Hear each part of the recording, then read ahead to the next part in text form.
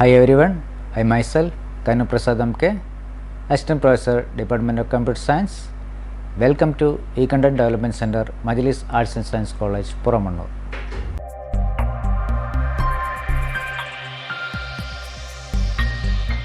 Today, I would like to draw your attention to the topic deadlock in operating system. The objective of this class is to identify the deadlock and how it is solved by the operating system. After this class, you can identify the problem of deadlock and how it is resolved by the operating system. We know that the process in an operating system use different resources, and these resources are used by this process in three ways: to allocate the resource, to use the resource, and to release the resource after the successful execution of the process. Deadlock. Deadlock is a situation no process or every process is blocked because the resource requested by one process is acquired by the other processes. So, every process in a system can do nothing. That is a situation is known as deadlock. Here we have two resources, resource 1 and resource 2, and we have two processes, process 1 and process 2. Here the process 1 is acquired a resource R1 and generate a request for the resource R2, and the process 2 generate a request to the resource R2 and occupied the resource R1. So, there is a loop is generated. So, the process 1 and process 2 is blocked because the request generated by the one process is acquired by the other process. We have four necessary conditions for deadlock: mutual exclusion, no preemption, hold and wait, and circular wait.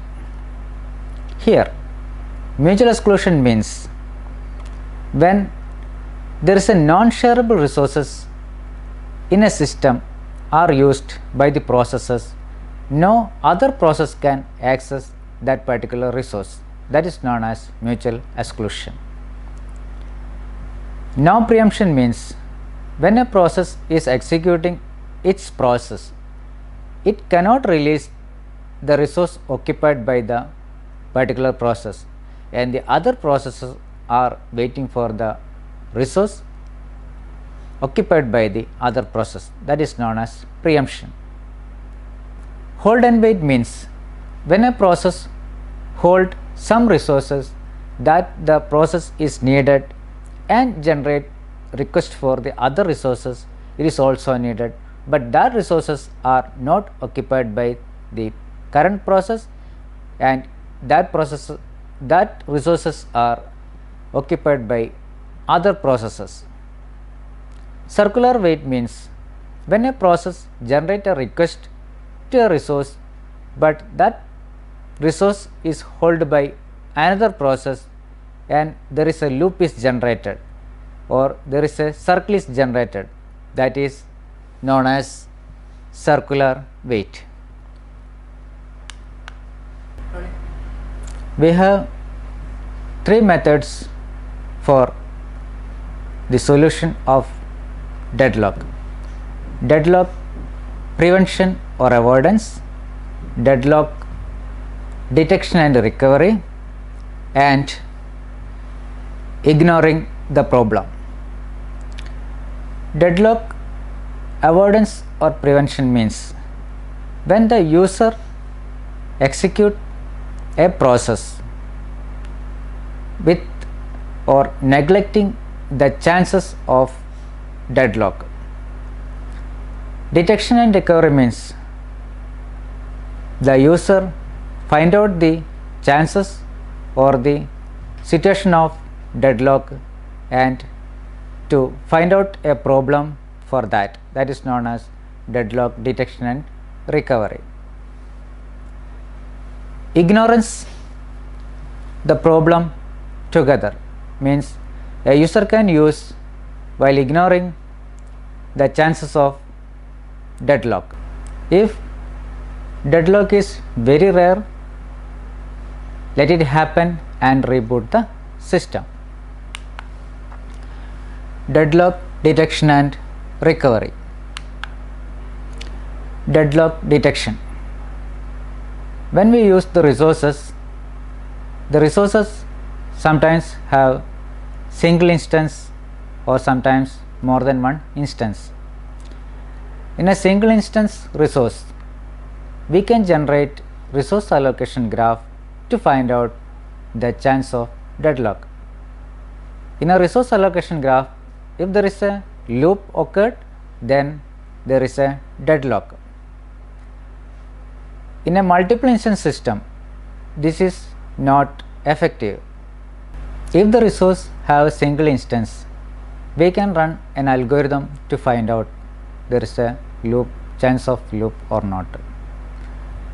We just draw a resource allocation graph to find out the loop. In the case of multiple instance, it is not is possible sometimes, but it is applied depending upon the situation. Deadlock prevention and avoidance. We know that the characteristics of deadlock are mutual exclusion, hold and wait, no preemption and circular wait. Deadlock prevention, we can eliminate any of the four conditions mentioned. Eliminate hold and wait. How to eliminate hold and wait?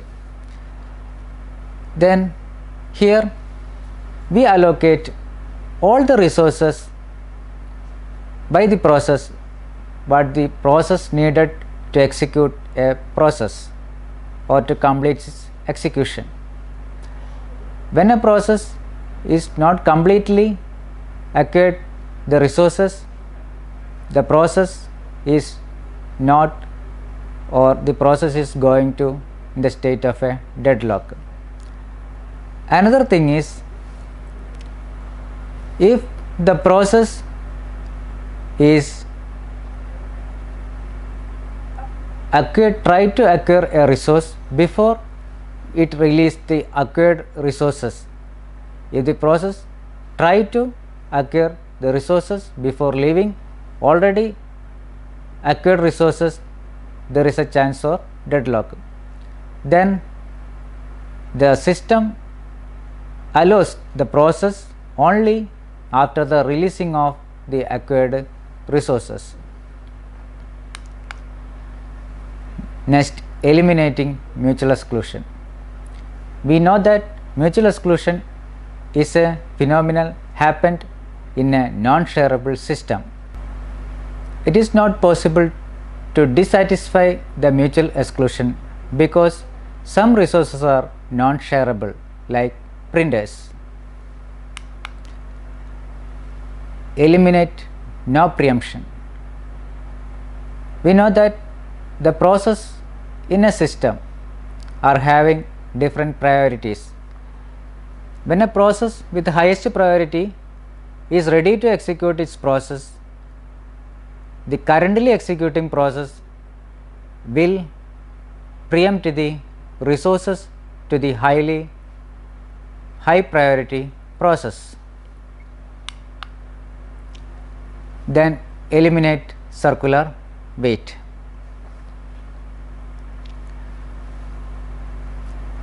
Here each process is required some numbers of resources. The system permit only to acquire the process in the increasing number of resources. For example, if R1, R2, R3, R4 and R5 are the resources, the system allowed only to acquire the resources in the order of R1, R2, R3, R4 and R5, that is the increasing order of integer values, and it is not permitted in the order or random, that is R5 then R4 then R2, like that. That is known as eliminating circular wait. Deadlock avoidance. Deadlock avoidance can be done by using Banger's algorithm. Banger's algorithm.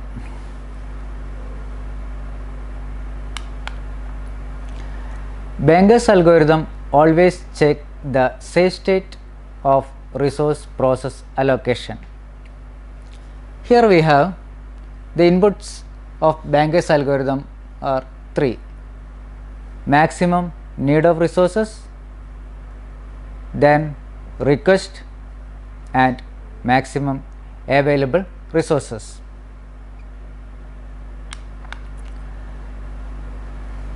The request will be granted under the two conditions only. First one, the request is always less than the number of available free, and the request is or need always less than the number of available resources.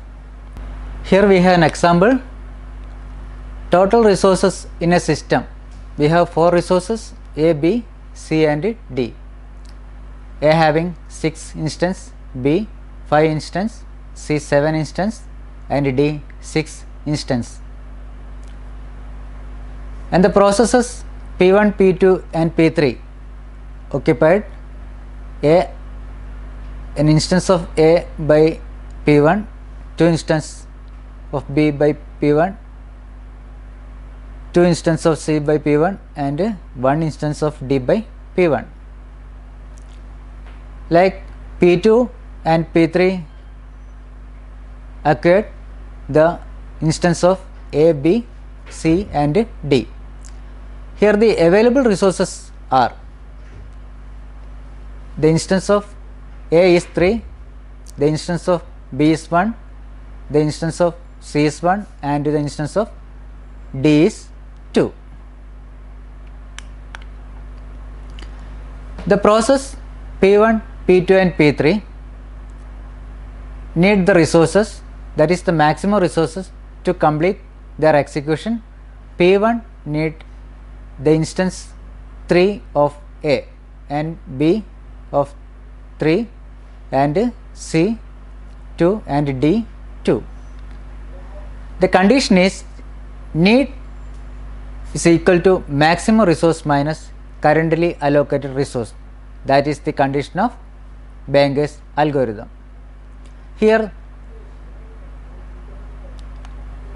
P1 occupy the instance of A is 1 and it need the resources, the instance of A is 3, and here we have the maximum free is 3.